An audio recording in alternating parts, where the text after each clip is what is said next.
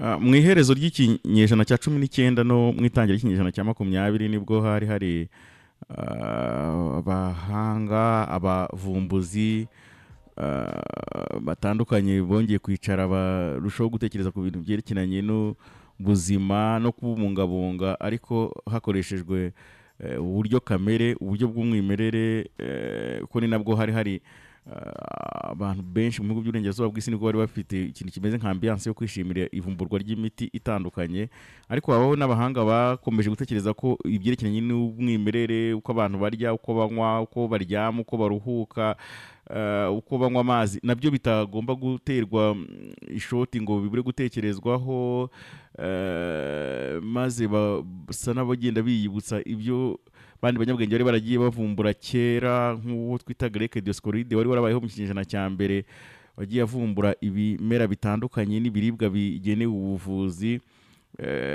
nk'uwo twita Claude Garrier wabayeho mu myaka yo hagati Moyen Age n'abandi bahanga noneho bahanga bo mu kinyejana cya 19 mu herezo ryacyo ndetse no mu itangira cy'ikinyejana cya 20 babona ko atari byiza gutererana cyangwa se kujugunya uyu murage wose uko wakabaye bagenda bandika cyangwa se basesengura inyandiko zitandukanye nabo bandika izindi ku byerekeranye no gukoresha amazi ku byerekeranye no gukoresha ibyo kurya ariko bigakoreshwa nk'umuti ku byerekeranye no gukoresha ibintu bitandukanye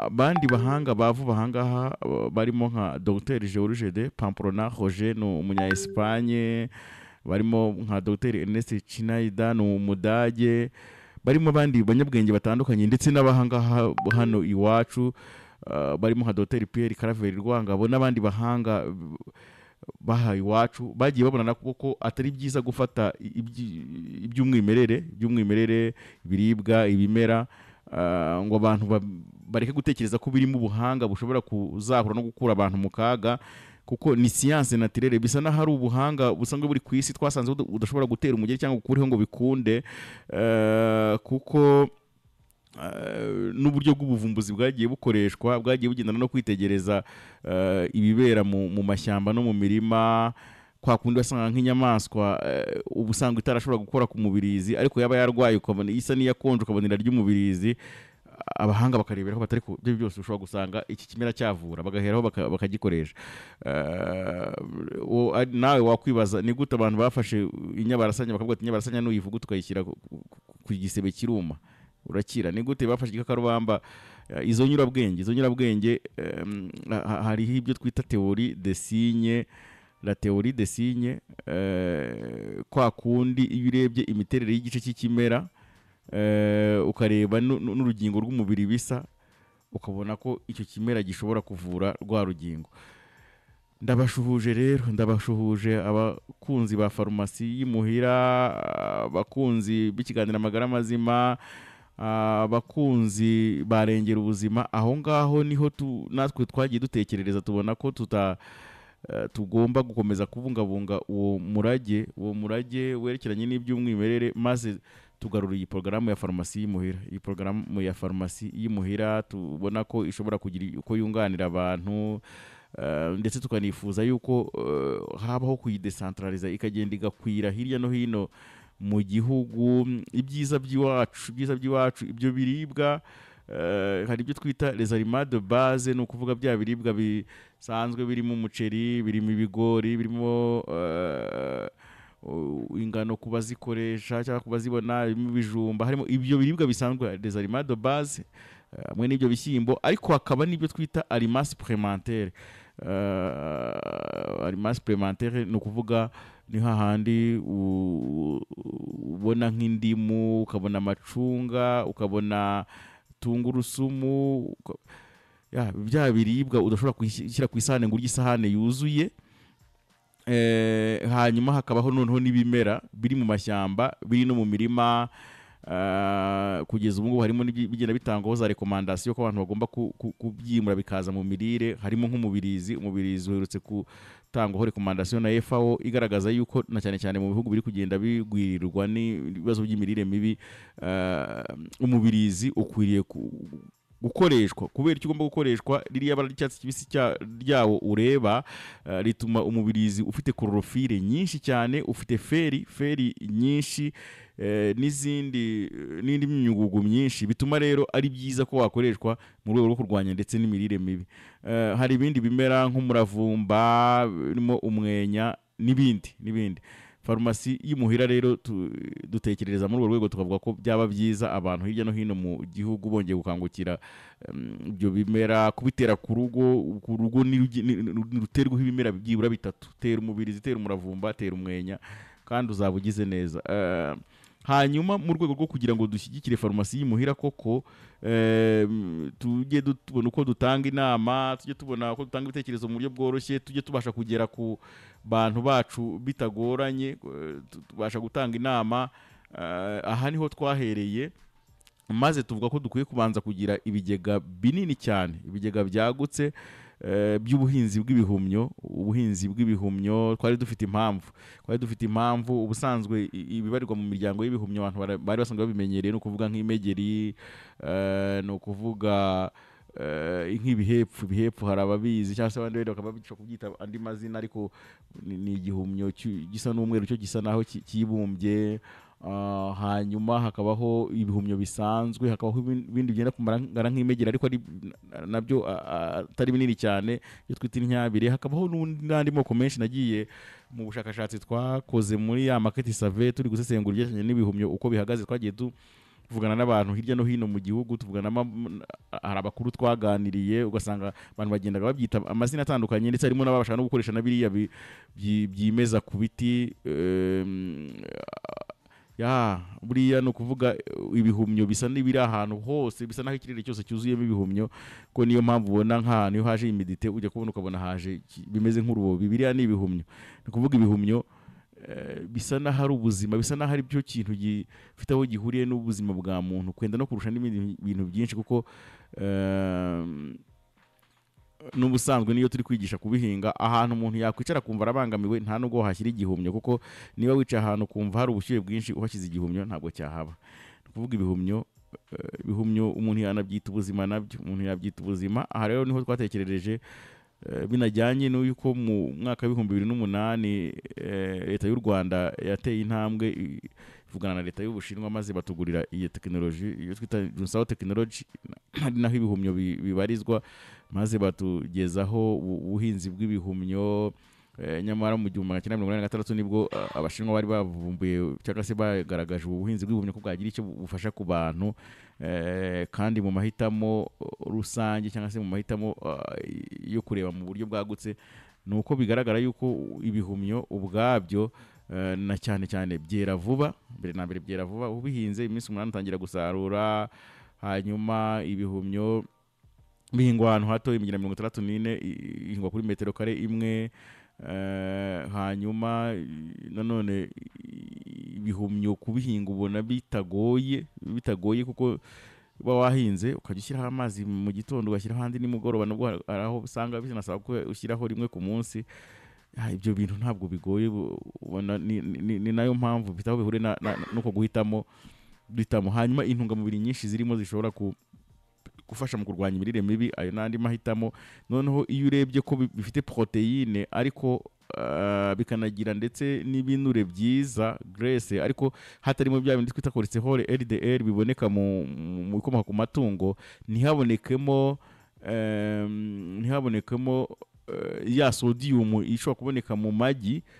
Ibihumyo ubwabyo biyegeranye cyane n'ibikomoka ku matungo mu kunganira umubiri w'umuntu, ariko byo bitanafite kakaga gashobora kuboneka mu bikomoka ku matungo. Ni ukuvuga ko ibihumyo ni ubuzima. Ibihumyo ni ubuzima, na hahandi usanga kuri bamwe bafite ibibazo by'umuvuduko w'amaraso hejuru, hypertension arterielle, babandi bafite ibibazo bya diabete, no kuvuga bamwe bagize ibibazo bya hyperglycemie, isukari ikaba nyinshi mu maraso kugeza ubwo urwagashya rutabasha gukontorora isukari, noneho bigasaba ko babakura ku binure, ku bintu byose bishobora gukoresha umubiri nabi. Ibihumyo bashobora kugirwa inama yo kubikoresha, kuko binagabanya na ya desire cyangwa se bwa bushake, cya cyifuzo cy'umubiri cya insuline. Ni ukuvuga ko ibihumyo ubwo bifasha n'abadiabetike kuri 0782 660 611 0782 660 611.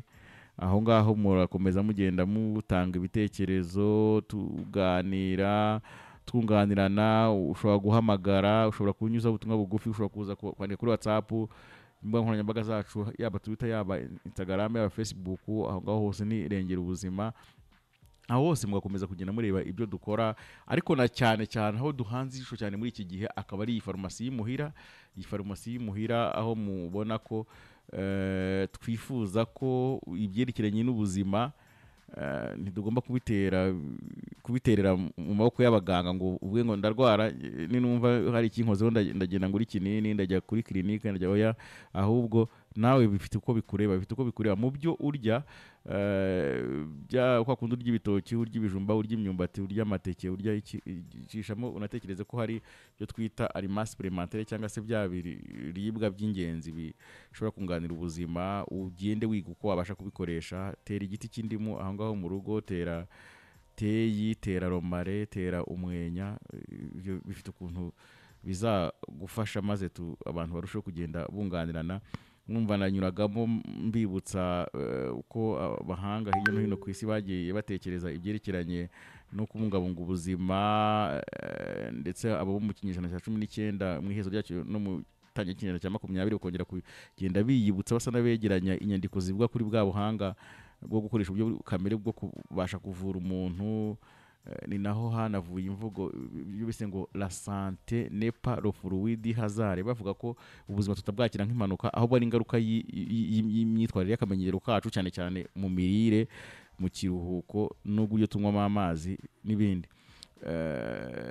Tubabwira ko rero natwe mu uko kureba, mu uko kutareberera, ko buri hari abahanga bavuga ko uri ikibazo cy'isi, ikibazo isi ifite gikomeye ntabwo ari ikibi, ahubwo ikibazo isi ifite gikomeye nabareba cya kibi bakakireberera ntibagire icyo bagikoraho, nibibaza icyo babasha kugihinduraho.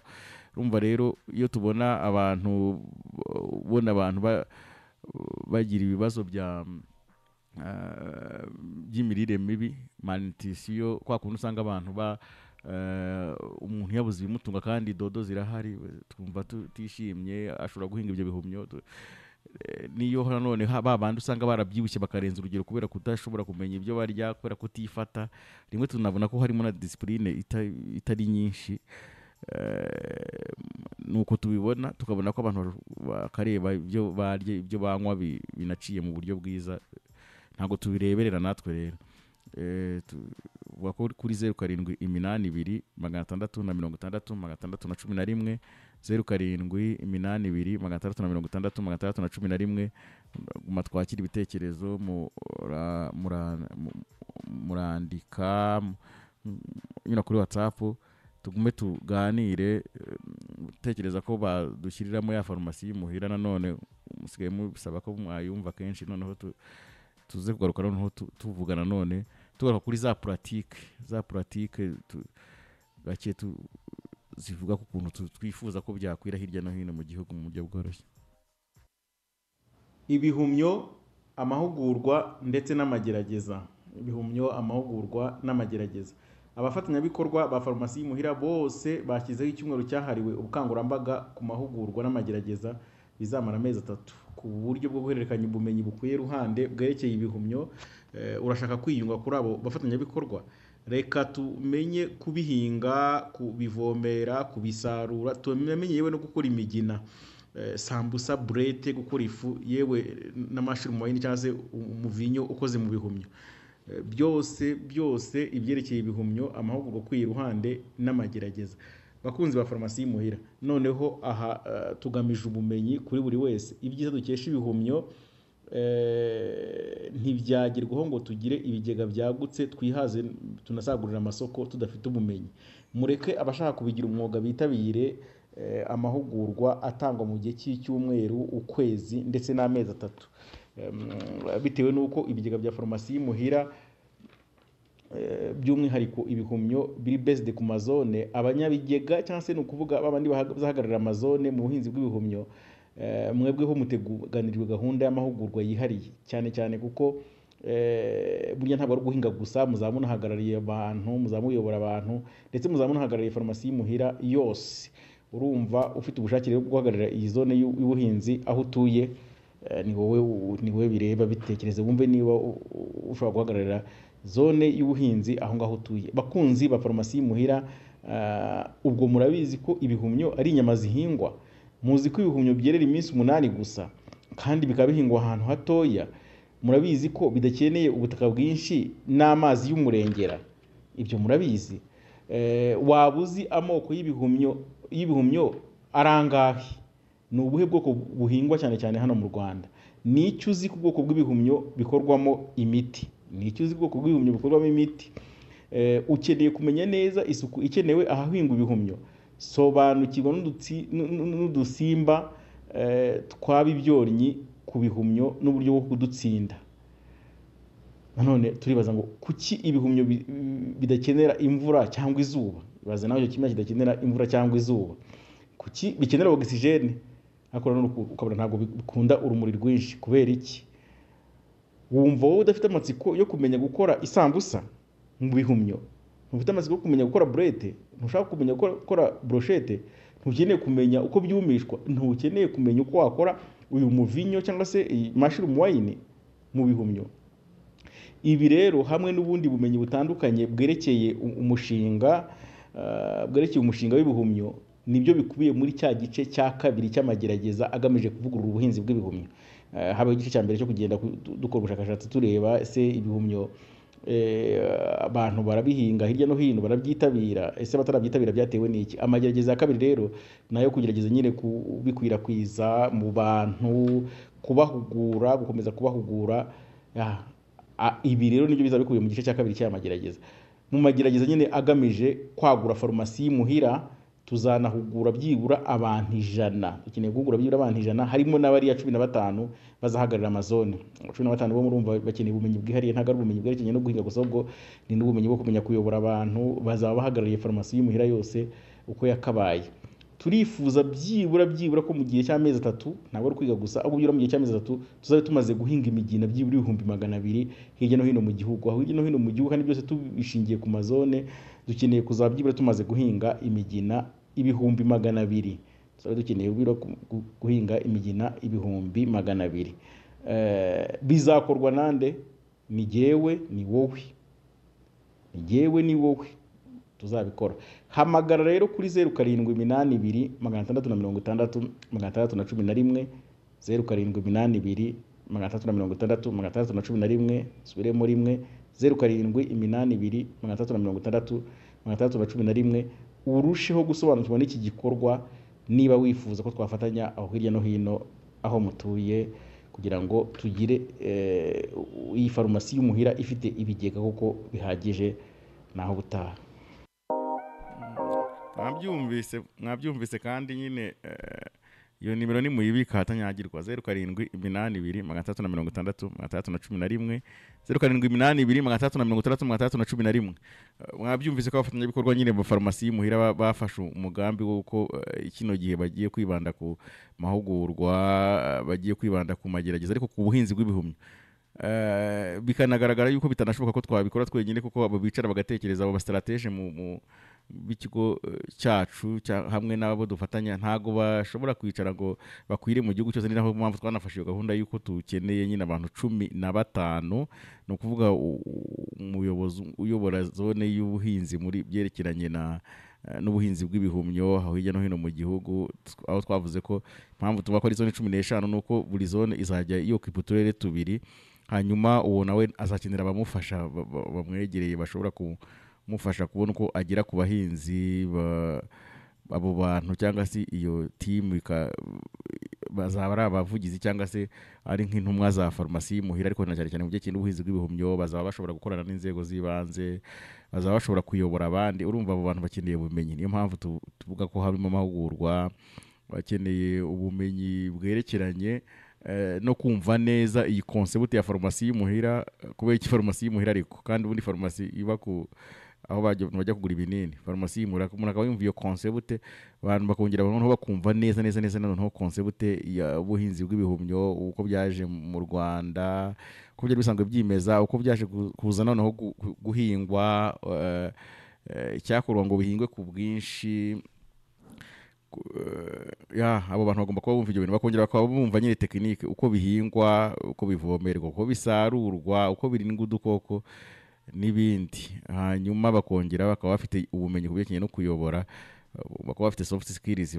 Uwo muntu akwiye kuba ari umuntu uzi gutanga amakuru. Hariho umuntu ushobora kwemera ko mugiye gukorana ukajya umuhamagara nk'uyu munsi cyangwa ukamwandikira akazagusubiza hashize ibyumweru 3. Ntabwo yayobora farumasi y'Imurera, kuko abantu bajya banamuhamagara bati ko tugiye guteka ibihumyo, akabasubiza hashize ukwezi. Uwo muntu agomba kuba ashoboye gutanga amakuru ku gihe, ashobora komunika, itumanaho, communication skills. Hanyuma uyu muntu agomba kuba nyine ari umuntu ufite critical thinking, ufite gutekereza ku buryo atapfa kubona ikintu cyose ngo apfe kucyemera gutyo uko abonye. Uyu muntu agomba kuba ashoboye nyine gukorana na bagenzi be. Ubwo bumenyi nanone nabwo abo bantu 15 bagomba kubuhabwa, tukabona abandi babunganira. Ni ukuvuga uturere tubiri niba ari Gasabo na Kicukiro, hagomba kubaho umuyobozi umwe uyobora iyo zone y'ubuhinzi, n'abandi bamwunganira nka 5. Hakaboneka bakadufasha gukusanya amakuru no guhuza ibikorwa byerekeranye n'ubuhinzi bw'ibihumyo bibera muri iyo zone y'ubuhinzi. Ibyo byose rero tuzabigizwaho no kubyumva, no kubanza kubyumva, kubera iki farumasi y'Imurera, kubera iki ubundi tekinoloji y'ibihumyo ikwiye kugera ku bantu bose. Ese bitagezeho byatewe n'iki? Se yari nziza kuko igihugu ntabwo cyari gupfa kuyigura gutyo kubusa. None bangahe babizi? Kuki utabizi? Ukwiye kubimenya. Kuri 0782 0782 urakomeza uhamagara, unyuze ubutumwa bugufi, wandike kuri WhatsApp. Naho ubutaha.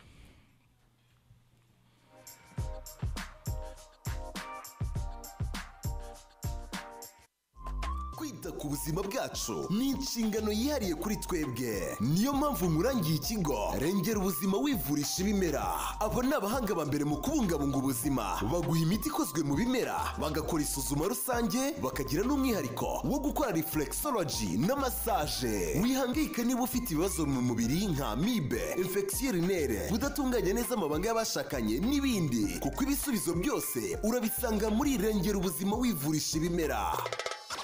Ku bufatanye kandi n'ibindi bigo, twabazaniye ubuhinzi butangiza ibidukikije, ubuhinzi bw'ibihumyo. Tugurisha imigina y'ibihumyo, tugatanga n'abajyanama mu buhinzi bw'ibihumyo, tukagufasha no kubona amasoko. Ikigo Rengera Ubuzima wivurisha ibimera, wadusanga aho dukorera mu mujyi wa Kigali ku Kinamba cya mbere uturuka Nyabugogo.